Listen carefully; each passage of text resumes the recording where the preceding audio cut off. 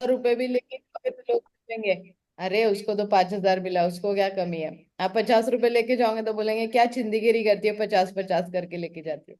लेके जाओ कुछ घर भी पे। ना सही तो कुछ तो सही लेके जा रहे हैं ना। जी एग्जैक्टली, बस। That's it. तो दू तेजा मैम एक कॉल दू। Yes ma'am, please. इकडून ती डायरेक्ट सुरुवात होईल. शीतल मॅडम ज्या तुम्हाला शिकवतात ना, ते खूप बेसिक बेसिक कन्सेप्ट आहेत, त्या समजून घ्या. मग तुम्ही बाहेर किती पैसे दिलात ना, तरी त्यात बाहेर तुम्हाला कोणी बळचही सांगणार नाहीये. मग तिथे आपल्याला असं वाटतं की अरे खूप सुरुवातीपासून सांगायला पाहिजे किंवा काय, यांनी डायरेक्ट कॅन्डलस्टिक सांगितलंय.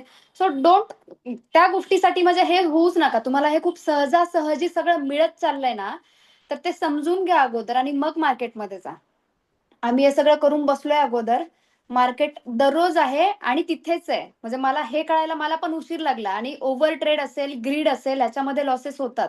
म्हणजे जसं की मगाशी सुरेखा मॅडम पण बोलल्या ना, की मी 8,000 चा प्रॉफिट होता आणि मग आता तो बुक किती करावा लागला? 5,000. मग आता मनात येईल ना ते दिवसभर, की अरे बुक केला असता तर 8 राहिले असते, बुक केला असता तर 8 राहिले असते. म्हणजे फक्त 2च कमी 5च्या डबल आहेत ना ते. सो जे मिळतंय ते घेत चला. हेच मार्केट आहे. Don't worry Anuja ma'am, will do something, adjust करूया, काहीतरी काहीतरी होऊन जाईल ऍक्च्युली ना मॅम, माझं मंथली शेड्यूल जातं थर्सडे